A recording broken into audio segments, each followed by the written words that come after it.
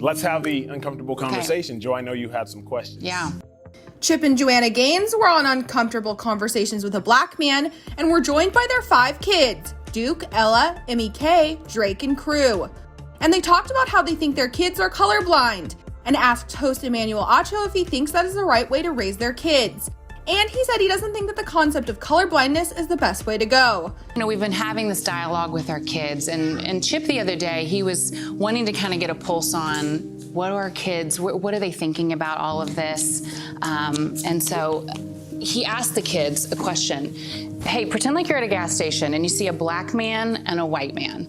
Are you more threatened by either of those 2 men? And the kids really quick all said no. Why? Like in their mind, that wasn't, they didn't even think about that. And so later, Chip and I were talking, and this whole idea of this colorblind thing came up. Chip said, you know, I'm proud. I think our kids are colorblind. And then we started kind of pushing back on that. And I think our question to you is, I've heard other parents say that they want to raise their kids colorblind.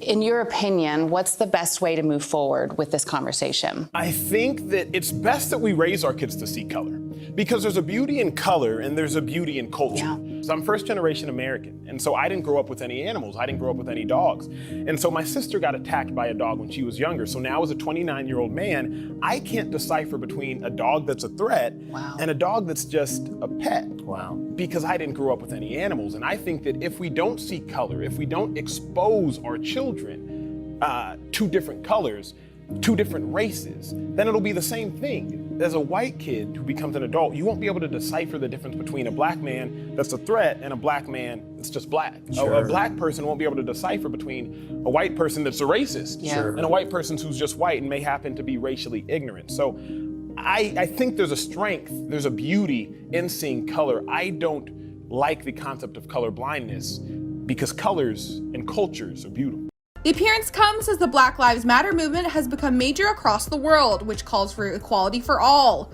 People were loving the honest conversation and revealing it opened up their eyes regarding being colorblind. One person said, "So many of the same questions we have been trying to figure out. Colorblindness was something that we suddenly realized we were teaching our kids, and all of that changed this month. I'm so glad that these hard questions are being asked and answered. Thank you for sharing. It means so much to so many."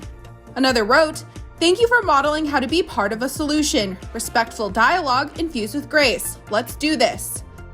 A third commented, "Thanks for always being vulnerable and willing to lead by example, even when you're still learning yourself."